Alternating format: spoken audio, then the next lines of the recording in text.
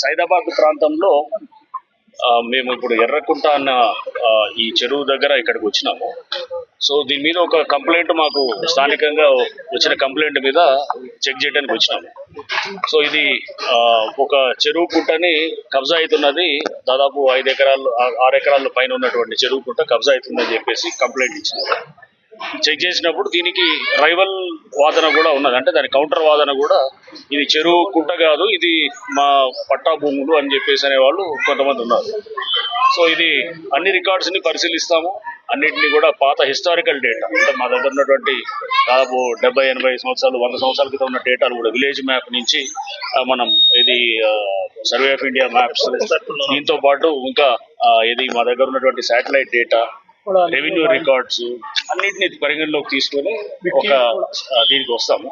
But hydraulic features అంటే చూడంగానే hydraulic characteristics ఉంటాయి, అంటే ఒక చెరువు కట్ట, దానికి మళ్ళీ ఒక అలుగు అంటే వేరు ఉంటుంది, సర్ప్లస్ వేరు ఉంటుంది, ప్లస్ దాంతోపాటు రివెట్మెంట్ అంటే మనకి స్టోన్ పిచ్చింగ్ చేస్తారు బండికి.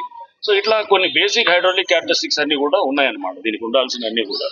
బట్ ఏదేమైనా కానీ కూడా ఒకసారి మొత్తం మేము లోతుగా చేసి చెరువు అనేది నిర్ధారణ ఫస్ట్ చేస్తాము.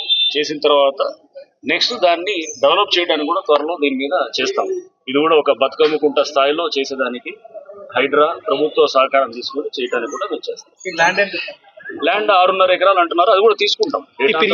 FTL దాకా అంతా కూడా. ఫిర్యాదు ఎవరు చేస్తే నీకెందుకు, ఎవరు చేసినా గానీ ఫిర్యాదు మేము చెప్పాము, అది ఫిర్యాదారు ఎవరైనా చెప్పాల్సిన అవసరం లేదు.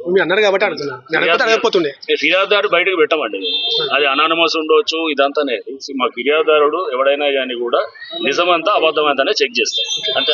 ఓకే, సో ఫిర్యాదుదారుడు ఎవరు చేసినారనేది లేదు కానీ, బట్ ఎస్ ఇక్కడ స్థానికంగా రకరకాల రాజకీయ పార్టీ ప్రతినిధులు కూడా వచ్చి కలిసినప్పుడు వాళ్ళ వ్యూ పాయింట్స్ వాళ్ళు చెప్తున్నారు, అవన్నీ పరిగణలోకి తీసుకొని మేము ఫిర్యాదుని టోటల్గా డీప్గా ఎంక్వైరీ చేసిన తర్వాత రేపు కోర్టుకు వెళ్ళినా కానీ కూడా మేము సమాధానం చెప్పేటట్టు ఉండాలి. కాబట్టి కోర్టుకు కూడా డేటా కూడా సబ్మిట్ చేసేదానికి కూడా ఉంటాం.